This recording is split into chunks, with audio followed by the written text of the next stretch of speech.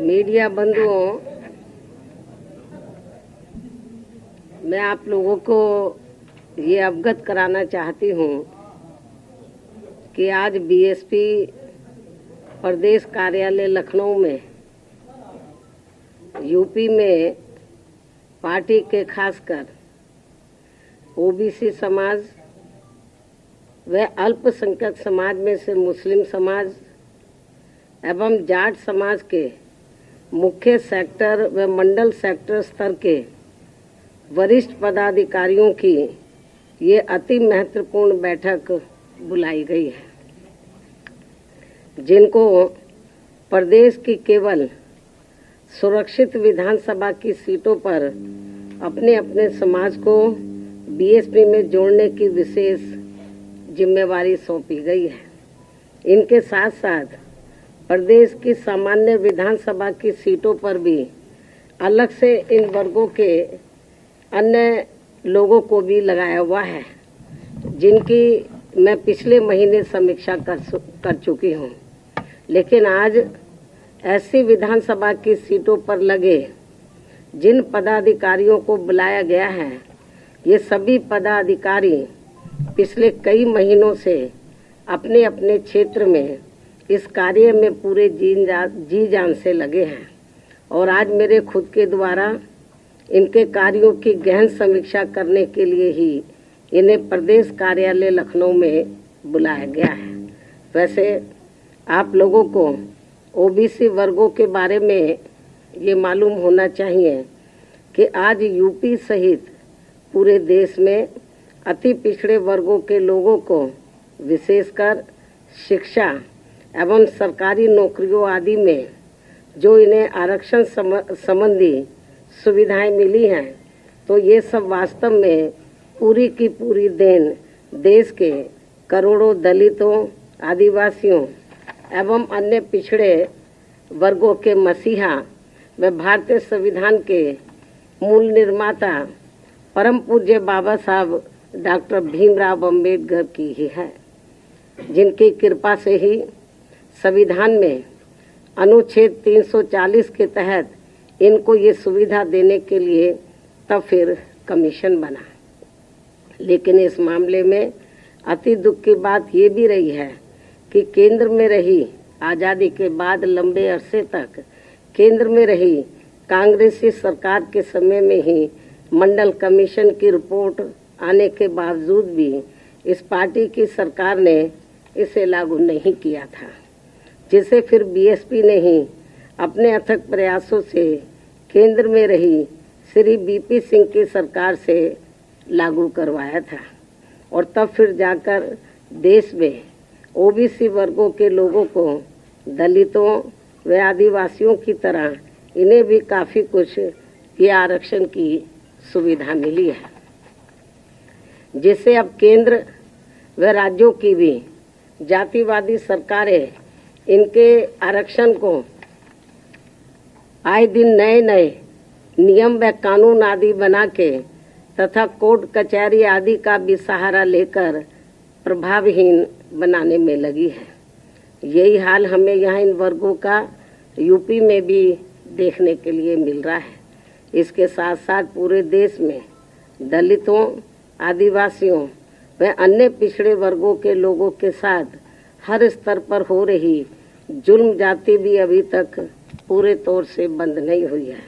इसके अलावा ओबीसी समाज की केंद्र की सरकार से जो इनकी अलग से जातिगत जनगणना कराने की मांग चल रही है, जिससे बीएसपी पूरे तौर से सहमत है, उसे भी अब केंद्र सरकार द्वारा जातिवादी मानसिकता के तहत चलकर नज़रअंदाज किया जा रहा है।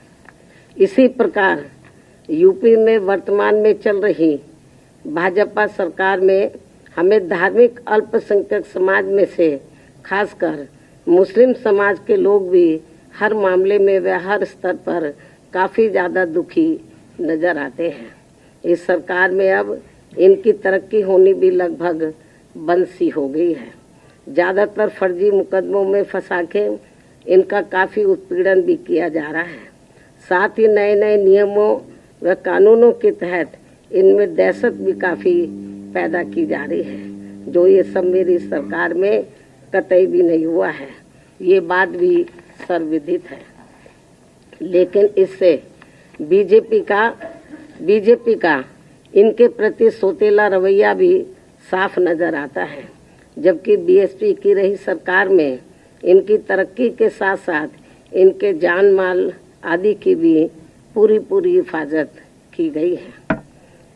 इनके साथ साथ जाट समाज के लोगों की भी तरक्की का पूरा ध्यान रखा गया है। इसी प्रकार आगे भी यहाँ बीएसपी की सरकार बनने पर इन सभी वर्गों के हित व कल्याण का पूरा ध्यान रखा जाएगा और इन सब के बारे में प्रदेश में पार्टी के ओबीसी व जाट समाज एवं मुस्लिम समाज के आज आए हुए हैं सभी पदाधिकारी अपने अपने समाज की छोटी बैठकों के जरिए ये सब बातें काफ़ी कुछ बता रहे हैं, जिसके कारण इन वर्गों के लोग बड़ी संख्या में पार्टी से जुड़े हैं।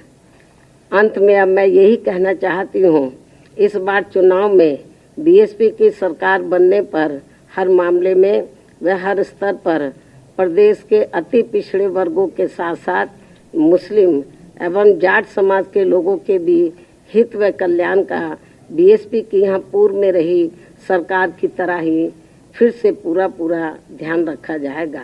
इस विश्वास के साथ ही अब मैं अपनी बात यही समाप्त करती हूँ। धन्यवाद। आज ब्राह्मण समाज का मैंने पिछली बैठक में संदेश दे दिया था। आज तो केवल ओबीसी समाज और धार्मिक अल्पसंख्यक समाज में से मुस्लिम समाज और जाट समाज के जो वरिष्ठ लोग हैं, जिनको विशेष जिम्मेदारी सौंपी गई है, उनकी मीटिंग बुलाई गई है। आपको मैंने बताया कि मैंने पिछले महीने ही ओबीसी समाज के और धार्मिक अल्पसंख्यक समाज में से मुस्लिम समाज के और जाट समाज के जो वरिष्ठ लोग हैं, तो उनको मैंने कुछ लोगों को जनरल सीटों पे लगाया हुआ, जनरल विधानसभा की, तो उनकी मैंने समीक्षा पिछले महीने की थी।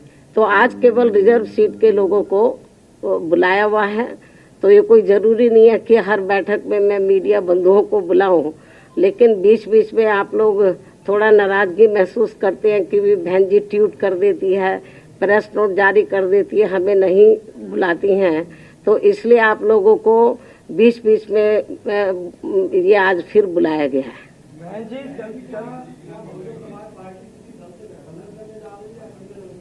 इस बात का जवाब मैं एक बार नहीं कई बार दे चुकी हूँ और मेरे ख्याल जब मैं इस बात का जवाब देती हूँ लगता है आप सोते रहते हैं। मैं कई बार कह चुकी हूँ, आज फिर इस बात को दोहराना चाहती हूँ कि बहुजन समाज पार्टी अकेले अपने बलबूते पर ही उत्तर प्रदेश की 403 विधानसभा की सीटें हैं, सभी सीटों पर अपनी पूरी और दमदारी के साथ चुनाव लड़ेगी और हमें पूरा भरोसा है कि हमारी पार्टी सन 2007 की तरह फिर से पूर्ण बहुमत के आधार पर सत्ता में आएगी।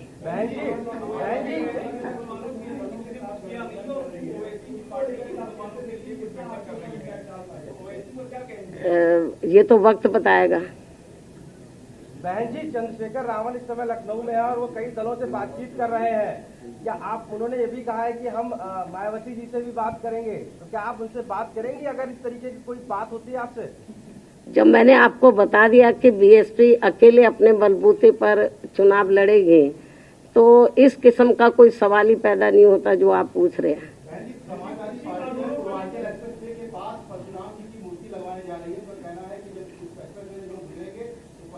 इस बात का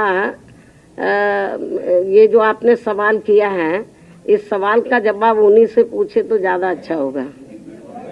अब मैं आप सब लोगों का धन्यवाद अदा करती हूँ। हाँ, पूछो एक एक करके। हाँ, देखो, राज्यसभा के जो 12 सांसदों को जो निलंबित किया गया है, तो ये पिछले सत्र में किया गया था, ये अब शीतकालीन सत्र चल रहा है। तो मैं तो ये समझती हूँ कि सरकार को इतना कड़ा रुख नहीं अपनाना चाहिए, बल्कि उनके साथ बातचीत करके इस मामले को खत्म करना चाहिए ताकि राज्यसभा सुचारू रूप से चल सके।